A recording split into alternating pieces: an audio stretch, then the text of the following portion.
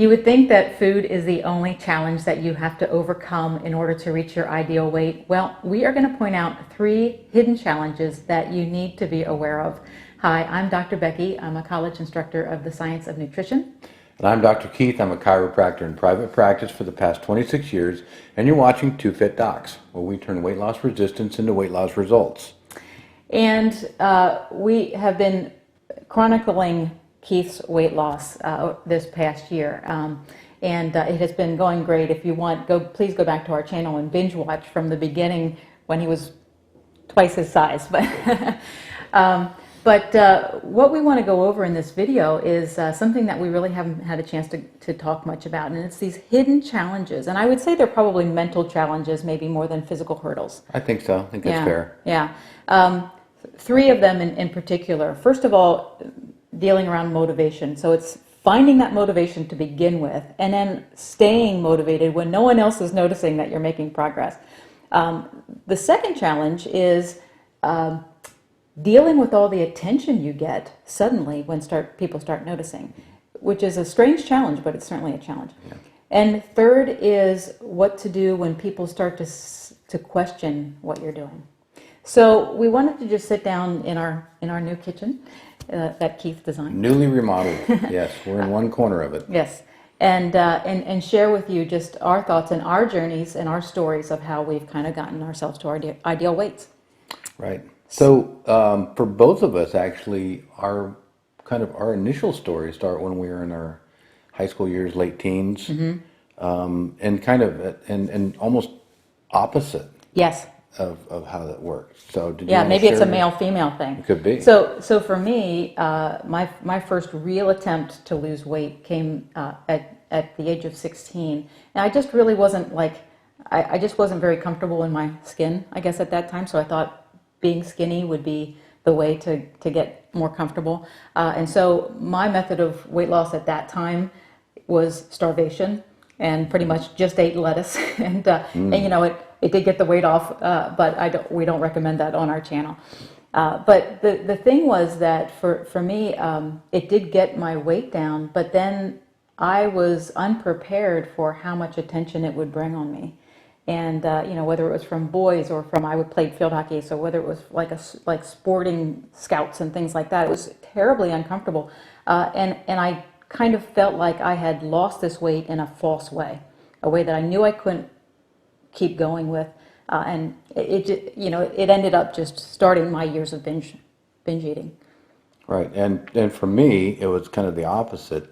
When I got out of high school, I always had this insecurity about being a small guy, and so I wanted to be a bigger guy. So I started lifting weights. I started eating about everything I could find, and lo and behold, for the next 30-some years, I was a big guy.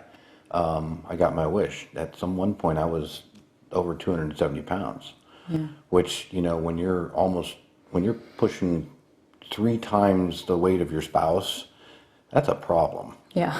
So. Yeah. Well, and so there's that errant thought early in life, and I think probably a lot of people can relate to that. And what that did for both of us was it sent us on 20 to 30 years of just out of control, our weight was just not under our control. So what was it? What was it that then allowed us to both find our motivation and stay with it?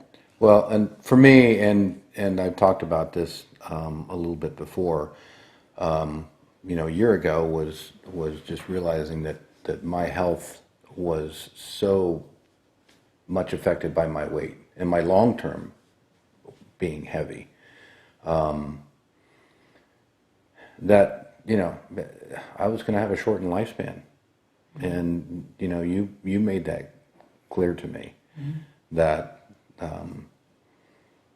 that you had kind of come to grips with the fact that I may not be around, for, a lot longer, in our marriage, and that you would be alone. And that really kind of struck me, and I thought, I am smart enough to figure this out. You pointed that out too, and I appreciate that. You're welcome. You are smart. But that was it for me. It's just like, what is being a big guy is not Mm-hmm. for me. It's not getting me anywhere in life. It's not getting me what I want. Yeah, and it really was a mindset. And I think this in a way for me, as far as finding my true motivation, that thing that actually just set that spark and made me change. I after we had our daughter, and so she's 22 now, so this Oh, was wow. quite a few years ago.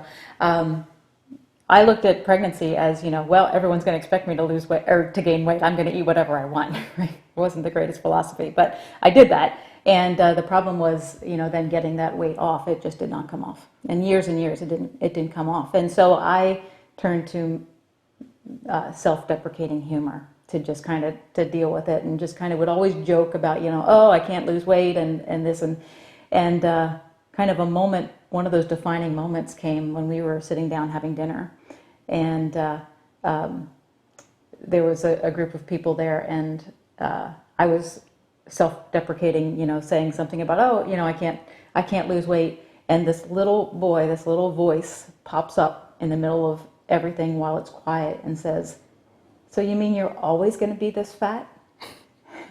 And it's like, oh, you are stuck. You're like, all eyes are on you. It's like, now what do? You've just been called out by a little voice, Yeah. The kids always tell the truth. Yeah, it's and that was really a moment of truth for me. It was like, okay, I've got to stop kidding about this. And I remember that. I think it was that evening. It was, if not, it was very soon. I was sitting in bed. I can picture myself there, sitting in bed, and I was just talking to God, and I said, I can't do this anymore. I can't kid like this anymore. I'm a doctor. I understand what I am doing to my body. I mean, who's kidding who here? And the story of Jesus fasting in the desert for 40 days while being tempted by the devil came into my head. And I hesitate to tell this story because I don't want people to think that I'm in any way equating putting myself on the same level as Jesus. And we're going to call the devil Duncan Hines and Betty Crocker. Yeah, right? okay, right. We could do that. Right. But it occurred. I just had this moment of realization where I said, "Here's Jesus fasting in the desert for 40 days, being tempted by the devil, and I am almost in tears because I am not going to be able to eat ice cream every single night." And it was a realization that I just was not able to. It's like, well, that's it. And from that day, I set parameters to meet each day and did it in 40-day increments. Yep. And that became the basis of our 0-1-2-3 strategy, right. which we share with you guys in the starter kit. But yeah, that's been a long time coming. Yeah, it's been developing over the years. So it is, so motivation, finding that motivation is a true challenge. We were motivated when we were teenagers, but yet that true motivation didn't come until I'm going to say we were ready to be honest with ourselves. I think that's fair. Yeah. You have to be honest and genuine, and sometimes that takes a while. It does, yeah. So what happened so at first nobody's noticing, and you have to stay motivated. Yeah. Right? So what happens after you start losing some weight and people do start to notice? Right. Yeah, so I think kind of like the second challenge that we want to talk about is when you are making so many strides, you are doing so many good things, the scale's starting to move down, but nobody notices that you're losing weight. Because you're heavy, you're still wearing bigger clothes. Working hard. Yeah, you're working tremendously hard, and nobody notices, and it's defeating. Mm-hmm. We went through that. I have the story, and in fact, I still have these pants. So, like when I was losing weight on 40 days at a time, for me, nobody was noticing. And one day I went shopping with my mom, and we went clothes shopping, and I picked up this pair of pants off of the rack, and they looked too small. I mean, I thought, no way. But I thought, well, I'll just take them in. And I took them into the dressing room, and I zipped them up. And I remember they like just zipped up, and I was like looking at myself in the mirror, and just like, wow, I'm doing this. But yeah, nobody else was noticed. So it was like just finding those moments of motivation to keep the snowball rolling. Yeah. Did you And have something like that? I something similar to that, but I had, it's one of those things where it takes a moment to, you're looking at that reflection in the mirror and it doesn't seem like Yeah. it's you at first. Yeah. And you kind of just, you kind of stare there. And I had the same thing. That wasn't that many months ago, but I know putting on, I used to wear extra large and sometimes extra, extra large. And I walked into the dressing room and I put on a medium shirt and a pair of 30 waist shorts and I think I was zipped them there. up. Yeah. And, I Yeah. just stood there and it's like, this is like totally incredible. I can't believe this. And I think I took the shirt off and checked the tag. I'm like, oh, this can't be. Yeah. Yeah, but it is one of those things. So, as you're losing weight, buying new clothes is one of those things that Yeah. happens. But you just don't.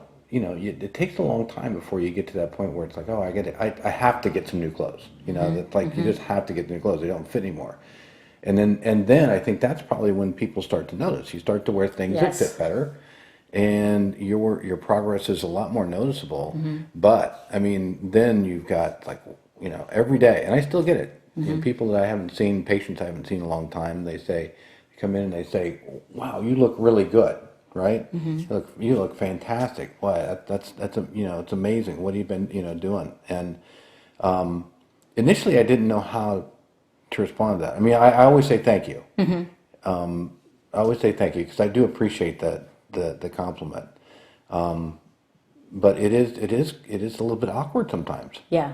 Yeah. It can actually become uncomfortable Right. to get that attention. And I'm a naturally much shyer person than you are. So too much of that kind of becomes a little bit, I have to go back and You pull back a little and bit. regroup a little bit. Definitely a hidden challenge though. Depending on your personality, if you're suddenly getting a lot of attention, it can be something you have to weather through until people start to accept you as your new weight. Might take a while too. Yeah. That people Yeah, get you have used to, because people I think are so used to seeing you as a heavier person that that's still in their mind, Yeah. even though they've seen you lose weight. So they might they may say it all the time. It might maybe it'll take a year for people to realize that this is the new me. And then you stop getting all that attention. So Well, and I know for you, and this is the third challenge that we really identified as a hidden challenge. A lot of the comments started changing, and possibly this is because you lost weight in your 50s. right. But the challenge then becomes dealing with what people say that's not as comfortable of a comment. Oh yeah. So let's start with the top one. Oh yeah, Yeah. Are Do you you feel sick? okay? Are you sick? yeah, Or- you get that all the time. Yeah. Did you mean to lose weight? Yeah. And I and I totally get it. I mean, I'm in that age group where things happen if you don't see somebody for a while, and there's a lot of bad health conditions, which is why I lost weight, is to kind of avoid those I know, things. it's kind of ironic. But I do, and I tell people again, I say thank you for noticing, and thank you for your concern too. I appreciate It that. is, yes, very much so. It's a nice thing that people are concerned. What about another great one was when we visited my mom. You're getting way too skinny. Oh yeah, Yeah. I mean, what do you say to that? Like, okay, mom. yeah, yeah, Yeah. yeah. You're going to dry up and blow away. You're going. I Uh-huh. mean, I still get that. You're going to disappear. You're getting, all these things. Yeah. So it's one of those things. I think you just have to kind of deal with it and understand that it's coming from a place of love usually, Yeah. right? Because Yeah. it's still, even if my mom says you're getting way too skinny, she's still concerned, Yes, right? she is. It comes from love for Yep. sure. Yep. And you have to be to the point where you have it helps to have a strategy that you trust, that is backed up nutritionally. I mean, Right. we know we're doing the right things for our Right. body. That certainly helps. So you can't control what people are going to say. Right. And we've done the testing, and because we want to have proof for you guys who are watching us yeah. and following what we're doing.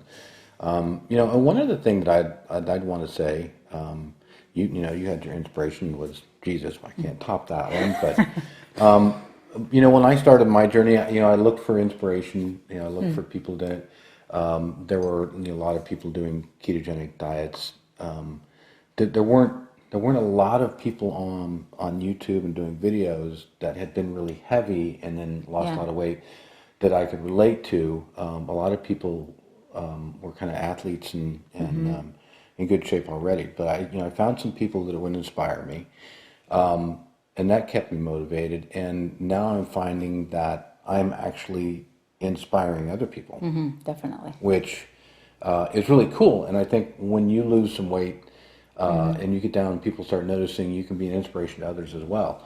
So here's the thing, that's a lot of pressure.